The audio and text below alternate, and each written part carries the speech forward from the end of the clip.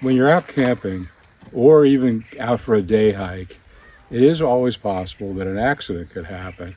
So you want to be prepared from a first aid point of view for any type of situation like that. Now, of course, you can't prepare for a huge catastrophic kind of a thing, but you want to at least try to cover some of the types of things that can happen, whether it be a cut or a bee sting, or you're starting to get a blister on your foot from a hike, or a tick gets on you, or there's lots of little things. And just investing a small amount of money up front to have the ability to handle that, especially also if you're with children, if you're traveling with your family, kids are always getting little cuts and scrapes, and having some band-aids and things like that are also really good to have for that. So these are the two things that I carry. First of all of my first aid stuff fits in this one case, and it has probably 80% or so of what I thought I needed to have in a first aid kit. And then I've just added and supplemented a few extra items to round out the kit. But those extra items that I bought, I was able to fit inside this little case. And this is great too, because when I'm going on a day hike, I'll have this in my small backpack that I carry. And so this is really good from a portable point of view. And then when I'm at my campsite, I like to leave this always on my picnic table as a central location, so that if something happens, you've got it accessible. Or if you're away, maybe going shopping and something happens, the people to go out, maybe go out and buy some more ice or something, but then maybe a kid in your group gets a little minor injury, then the adult that's left there at the site with them knows exactly where this is located. The other thing that I carry here is a tourniquet, and this is really for, boy, you hope this never happens, but let's say you were on a hike and you had a pretty good fall, and all of a sudden you're bleeding, but you're bleeding profusely out of maybe one of your main arteries or something, and you just need to stop the bleeding immediately. And seconds count in that situation. So a tourniquet, it wraps around the limb above, closer to the heart side of where it happened, and then you can tighten this down and stop the blood flow to that spot. And that will save somebody's life. And this particular one that I got was like $15, and you can spend a lot more money on them, but this is just a basic one to have.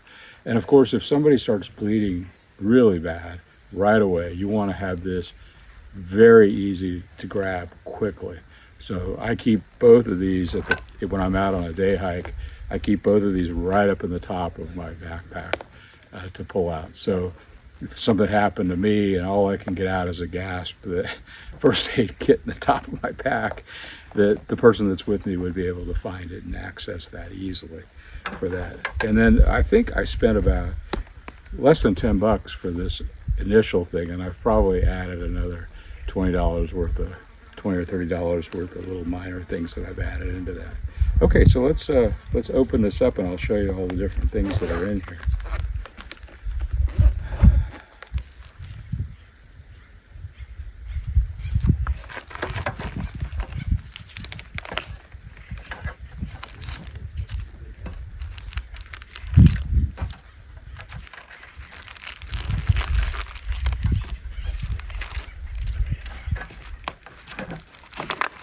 Have to be able to get this all back together again.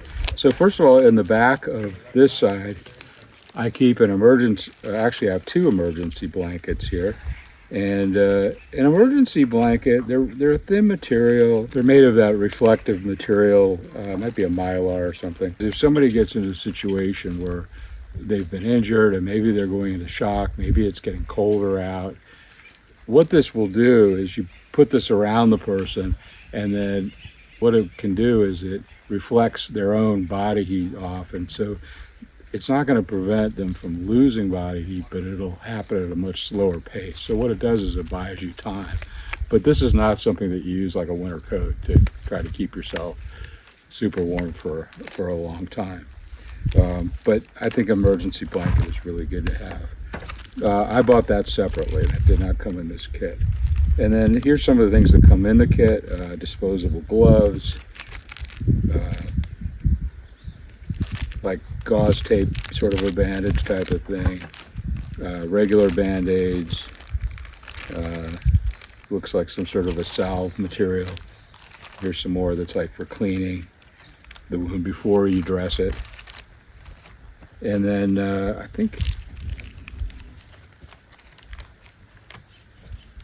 not sure if this came in the package or if I bought it separately, but this is a first aid burn cream that you can apply if somebody gets a bad burn. That could easily happen, you know, especially with a child, if you're near, if they get too close to your gas burner or too close to the fire, or they touch the metal ring on the fire ring, those kinds of things can happen.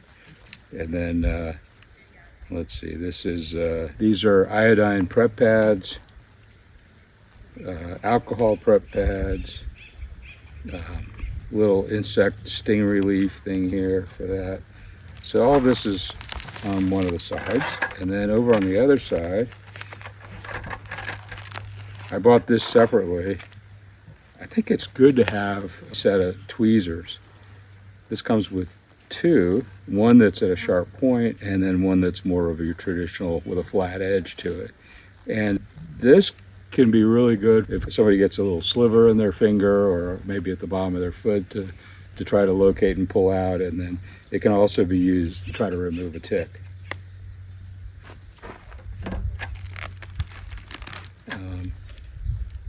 Oh, I did buy this separately, but this is like a little more of a high level thing for if you get a sting from a bee or something along those lines. Give you some tape.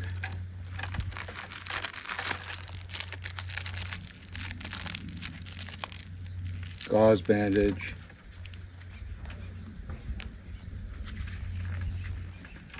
I added these into the kit. This is a moleskin product, and so if you're out on a hike and you start to feel an area on your foot or on your heel maybe, or the side of your foot, that you can tell you're on your way toward getting a blister.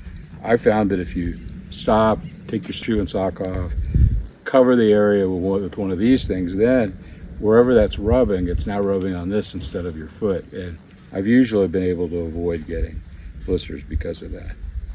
I also keep a needle in here, and I stuck that inside one of these just to have there.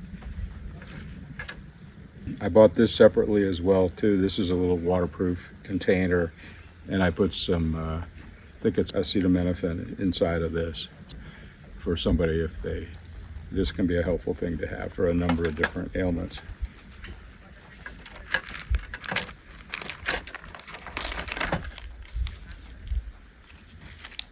Cotton swabs. Oh, that's like a little elastic thing, which I think is supposed to be a tourniquet that they give you with the $10 product, but I don't think that's really probably good enough for that. I should take that out. They give you some little pins to close things off. Gauze pads, different sizes.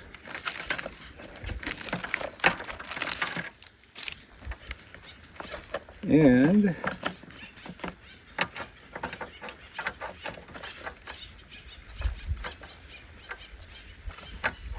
looks like a nice pair of scissors here to cut the gauze or to cut the tape that you're using.